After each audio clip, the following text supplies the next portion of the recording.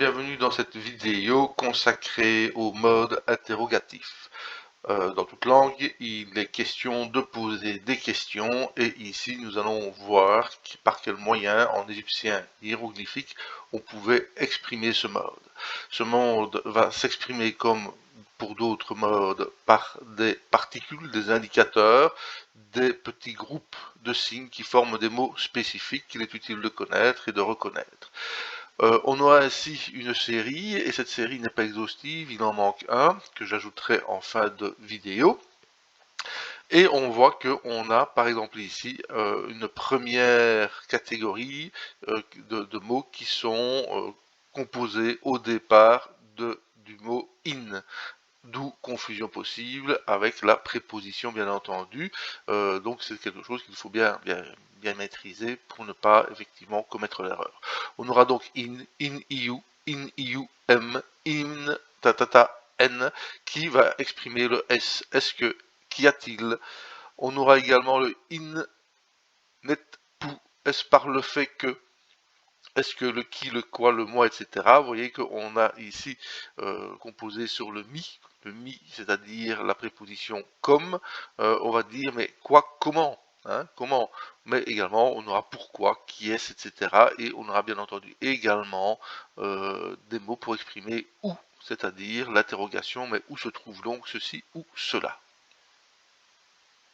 Alors, attardons-nous un moment sur ce fameux mot in qui, comme je viens de le dire, peut engendrer, être source de confusion. On aura ainsi le in, allons voir au dictionnaire bien entendu, la préposition par, et qu'on va retrouver notamment dans l'expression parole dite par, jedet in, hein, bon, voilà. On va le retrouver également comme particule qui peut s'intercaler dans les formes SGMF, donc dans les formes verbales.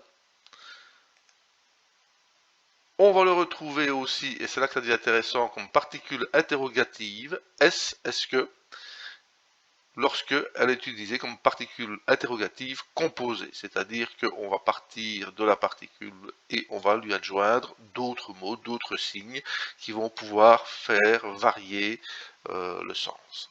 Et on a encore ici la possibilité de retrouver dans certains cas la particule in pour conclure une phrase. Mais ce qui va nous intéresser, c'est l'usage dans un premier temps de la particule in en tant que particule interrogative. Nous allons retrouver cela dans des exemples et nous allons retrouver ici la particule dans 4 exemples d'usage de la particule in.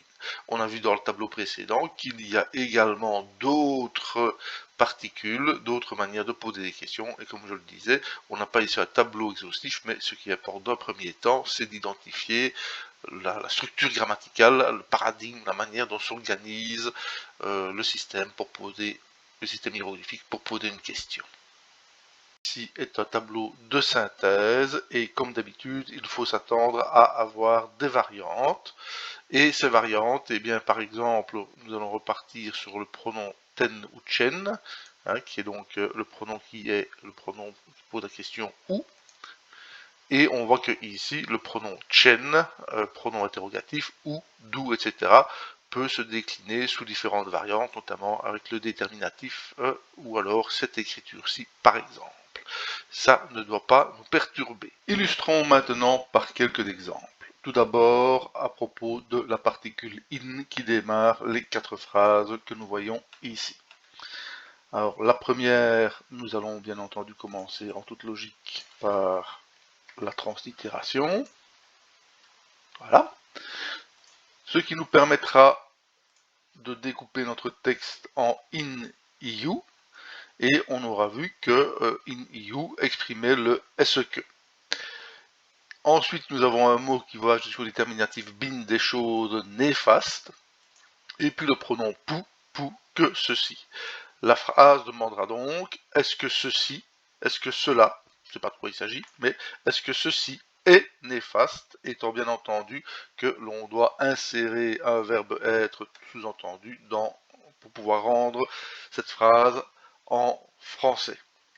Est-ce que ceci est néfaste? un peu plus longue et un peu plus complexe, mais qui plus est, en la relisant et en préparant, je me suis rendu compte qu'il y avait une faute de frappe, ça arrive, et que ce hiéroglyphe-là n'avait pas lieu d'être dans la phrase. On a beau faire attention, il y a toujours des petites coquilles qui se glissent. On aura donc ici le in-m qui est l'expression du qui, hein, on l'a vu, et donc on va donc poser la question de savoir ici qui a fait quoi. Nous allons bien entendu transitérer cette phrase. Voilà. Alors, in-m, qui, donc on va se poser la question de savoir qui. Ensuite, on a une particule qui vient renforcer l'affirmation, IRF, parfois simplement écrit RF, et qui va exprimer le qui donc. Qui donc. Ensuite, nous aurons le verbe iu, dans lequel le déterminatif de mouvement fait partie de la racine consonantique du mot. Et donc, on aura le verbe venir, on aura la préposition avec, et un pronom suffixe toi. On a donc ici la première partie de la phrase qui nous pose la question, qui est donc venu avec toi? La réponse commence par in, sauf que, rappelez-vous ce qu'on a vu en début de vidéo, le in peut aussi servir à mettre en relief le sujet dans une phrase, et le sujet ici, c'est le scribe, qui est un scribe qui a copié. Il a copié quoi? Il a copié un manuscrit. Il a copié ce manuscrit. Et donc ici, cette phrase sera donc, qui donc est venu avec toi? Pour l'interrogation. Eh bien, c'est le scribe, le copieur, celui qui a copié ce manuscrit. Révisons rapidement nos quelques pronoms que j'ai mis sur les temps passants dans la boîte à outils qui est mise à votre disposition, il suffit d'en demander l'accès. On a donc vu un in EU, un in avec une négation, on le verra tout à l'heure. Nous allons maintenant, on a vu un in-m, pardon, j'y arriverai. Et maintenant, nous allons voir ici, c'est est-ce le fait, est-ce que. Alors, on aura donc ici la partie que l'on vient de voir. Hein, donc, on aura in, nt, pou, ce qu'on a vu en un instant. On a ensuite un verbe suivi d'un n qui était ici. D'accord? Un être humain complet. Et ici, un déterminatif de construction qui va être accompagné d'un pronom suffixe. Nous aurons donc la question est-ce que. Nous avons ensuite le verbe ici qui est le verbe un, à propos duquel on pourrait dire beaucoup de choses, mais ici avec le déterminatif de battant de porte, ce sera le mot ouvrir, N-I. Donc est-ce que j'ai ouvert, ici, est-ce que j'ai ouvert quoi? Ouvert son enclos. On aura donc ici l'indicateur qui nous pose une question, est-ce que j'ai ouvert son enclos? Alors nous allons terminer pour cette première petite série d'exercices par une interronégation, puisqu'on aura ici le in-n. De même, on le retrouvera, vous voyez l'autre variante du IRF, RF pour renforcer l'affirmation. Et donc, on aura est-ce que tu ne vas pas faire, effectivement, est-ce que tu ne feras donc pas? Ici, j'ai le verbe dit, placer, mettre, permettre. Ensuite, un pronom suffixe. Un objet qui semble aller jusque les trois traits du pluriel. Et on termine avec un complément prépositionnel, manifestement de lieu. On retrouve donc ici dans cette phrase la première partie qui exprime et qui est renforcée de l'interronégation. Est-ce que tu ne nous permettras pas? Est-ce que tu ne nous feras pas? Hein? Donc ici, est-ce que tu ne nous permettras pas? Ici, on a le permettre.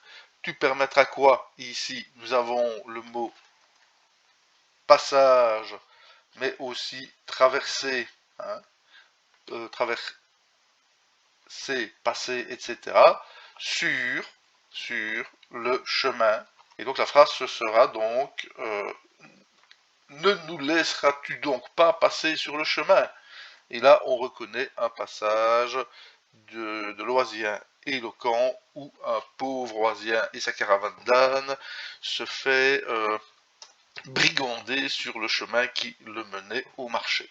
Vous aurez donc compris que pour exprimer l'interrogation, un moyen utilisé était celui de placer en début de phrase un certain nombre de signes, de mots, et il y a évidemment le in que nous venons de voir, mais il n'est évidemment pas le seul.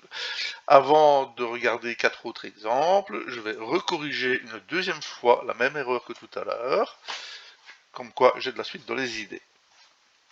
Alors, ici, on aura le our oui, qui vient ici séparer.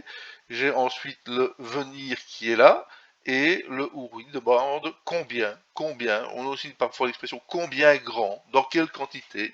Hein. Donc, combien est venu, combien de fois est venu les baku, c'est-à-dire les serviteurs, combien de fois viennent les serviteurs, qui sont, si je ne dis pas de bêtises, sous la charge de l'huile Mereket qui est ici, l'huile Mereket de quoi? Du domaine, de ton domaine. On aura donc ceci, donc l'expression avec ton domaine qui est ici, et donc ce sera combien de fois viennent, ou combien de fois viendront, ou combien de fois sont venus les serviteurs portant l'excédent d'huile de ton domaine. Un autre pronom interrogatif, qui. Qui est-il? Qui, lui? Qui, lui? Hein? Ensuite, nous avons un pronom pas, ce qui nous indique que nous serions plutôt du côté du néo-égyptien. Donc là, on est peut-être encore à ce, voire le, mais donc, qui, lui? Ce serviteur, celui qui, retournez voir les formes relatives, celui qui est, on est bien obligé de mettre un verbe être dedans, celui qui est avec maître mien. Donc, qui, lui, qui est-il donc? Ce serviteur, ce n'est pas n'importe quel serviteur, c'est celui qui est en compagnie de, est avec mon maître. Comme souvent et comme toujours, je dirais même, il y a des exceptions à toute règle. Ainsi, par exemple, dans cette expression-ci, on aura la phrase qui commence « être vous », et puis ensuite le mot interrogatif, qui dans ce cas-ci sera ceci. Et donc, où êtes-vous? Où êtes-vous allé? Hein? Et puis ensuite, on aura une deuxième partie de la phrase, qui est ici, avec de nouveau un pronom interrogatif qui est ici, qui lui va demander plutôt qui. Hein? Et qui ceci? Qui celui-ci? Celui, NTI, de nouveau nominatif, celui qui est là-bas, là, ici. Et donc on aura où êtes-vous? Où êtes-vous allé?